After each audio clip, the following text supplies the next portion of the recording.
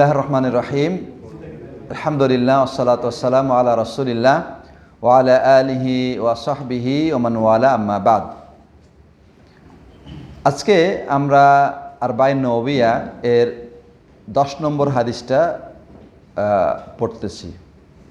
তো এই হাদিসের তেলাওয়াত আমরা অলরেডি সাদেক ভাইয়ের মাধ্যমে শুনলাম। এই হাদিসটার বর্ণনাকারী সাহাবীর নাম হচ্ছে আবু হুরায়রা, তাই না? তো আবু হুরায়রার নাম কি? আবু হুরায়রার নাম হচ্ছে আব্দুর রহমান।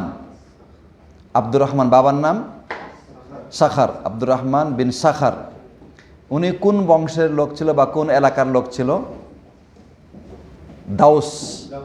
দাউস সৌদি আরবের দক্ষিণ এলাকা। এই দক্ষিণ এলাকাতে একটা এলাকা আছে, তার নাম হচ্ছে দাউস। এই জন্য আপনারা অনেক আরবদের নাম শুনবেন দাউসি, শুনেন না? তো এই জন্যে আবু হুরায়রাকে বলা হয় আব্দুর রহমান বিন সাখার আদ-দাউসি, ঠিক আছে? তো উনি কখন ইসলাম গ্রহণ করেছেন জানা আছে? আহসান্ত, সপ্তম হিজরিতে একটা যুদ্ধ হয়েছিল। সে যুদ্ধের নাম হচ্ছে খায়বার যুদ্ধ। তো এই খায়বার যুদ্ধে নবীজি বের হয়ে গেছেন সাহাবীদেরকে নিয়ে, আর উনি এবং আবু মুসা আল আশআরী ওনারা মুসলিম হয়ে মদিনায় আসছে। তো আসার পরে দেখে যে নবীজি নাই।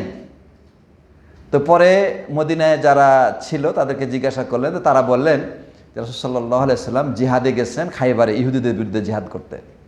তো সাথে সাথে বের হয়ে গেছে, খায়বারে বের হয়ে গেছে। তো যায়া দেখে যে যুদ্ধ শেষ। যুদ্ধ শেষ।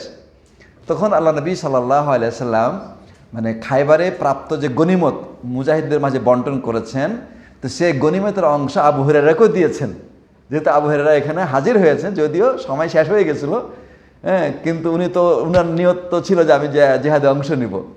তো আল্লাহ নবী সাল্লাল্লাহু আলাইহি সাল্লাম তাকে খায়বারের আপনার গনিমতের সম্পদের অংশ দিয়েছিলেন। যাই হোক, তো আবু হুরায়রা রাদিয়াল্লাহু তাআলা আনহু এর যে আছে, তার মা তার প্রতি জুলুম করত, মানে ইসলাম গ্রহণ করার কারণে। তো রাসূল সাল্লাল্লাহু আলাইহি ওয়াসাল্লামের কাছে উনি মানে আবেদন করেছিলেন আমার মায়ের জন্য দোয়া করতে। তো পরে তিনি মার জন্য দোয়া করেছেন, মা ইসলাম কবুল করেছে। এমনকি রাসূল সাল্লাল্লাহু আলাইহি ওয়াসাল্লাম পুরা দাউস গোত্রের জন্য দোয়া করেছেন যে আল্লাহুম্মা হাদি দাউসান, আল্লাহ তুমি দাউস সম্প্রদায়কে হেদায়েত করো। আল্লাহ নবীর দোয়াতে পুরা দাউস মুসলিম হয়ে পরে সব মদিনায় চলে আসছে, ঠিক আছে? তো এই সাহাবী, তার উপাধি আবু হুরায়রা, এটা আপনারা জানেন যে উনি একদিন জামার এই হাতের যে হাতলি আছে এর ভিতরে ছোট্ট একটা বিড়ালের বাচ্চা নিয়ে রাসূল সাল্লাল্লাহু আলাইহি ওয়াসাল্লামের কাছে গেছে। তো বিড়াল গোশত খাওয়া হারাম, কিন্তু বিড়ালের উচ্ছিষ্ট পানি বা খাদ্য এগুলি হালাল। আল্লাহ নবী সাল্লাল্লাহু আলাইহি ওয়াসাল্লাম বলছে যে এটা হচ্ছে মানুষের মানে ভালোবাসা বা মানুষের স্নেহ নেয় এই প্রাণীটা, এজন্য এর নাপাকিটাকে হালকা করে দেওয়া হয়েছে। সাধারণত যে প্রাণীর গোশত খাওয়া হারাম, সেটার মুখের লালা এগুলো কিন্তু হারাম, ঠিক আছে?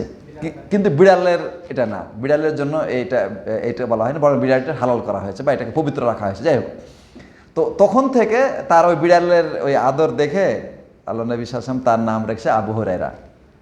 তো এইভাবে একজন মানে সম্মানী মানুষ যদি কোনো মানুষকে একটা এরকম স্নেহমূলক নাম বলে ডাকে, তখন তার কাছে ভালো লাগে, আর অন্যরাও তাকে ওই নামে তখন ডাকে।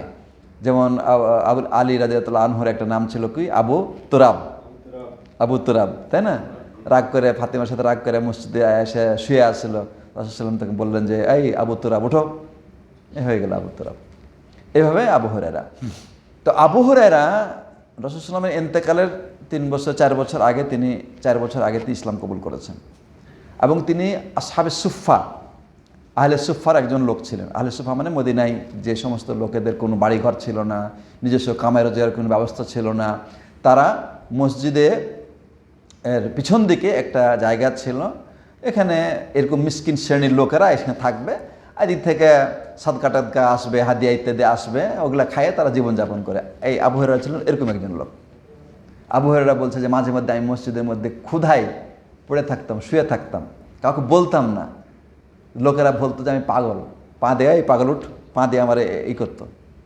একদিন মানে ইসলামের বিজয়ের পরে, অনেক পরে আর কি, তিনি একদিন তার দামি কাপড় পরে আছে, তো কাপড়টা হাতে নিয়ে এর মধ্যে এইভাবে ফালাইতেছে, মানে মুখের ময়লা ফালাইতেছে। বলছে আজকে আমি এই কাপড় পরে আছি, একদিন আমি এমন ছিলাম যে মসজিদের ভিতরে আমি শুয়ে আছি, লোকেরা আমাকে পাগল বলতো।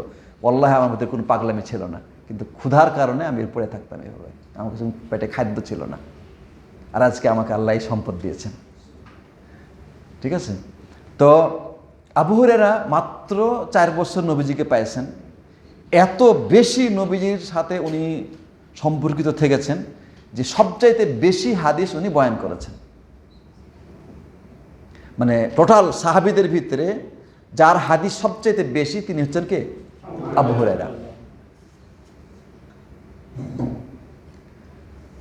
আবু হুরায়রা 58 হিজরির দিকে মারা গেছেন।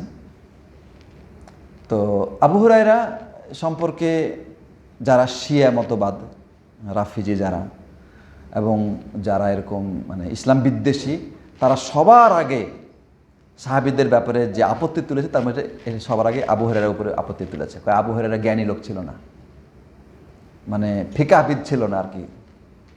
তো উনি হাদিস মুখস্থ করতেন, আল্লাহ নবী সাল্লাল্লাহু আলাইহি ওয়াসাল্লাম তার জন্য চাদর বিছায় দিতেন। কারণ আবু হুরায়রাকে যদি অ্যাভয়েড করা যায়, ইগনোর করা যায়, তো ইসলামের বিশাল একটা অংশ গেল।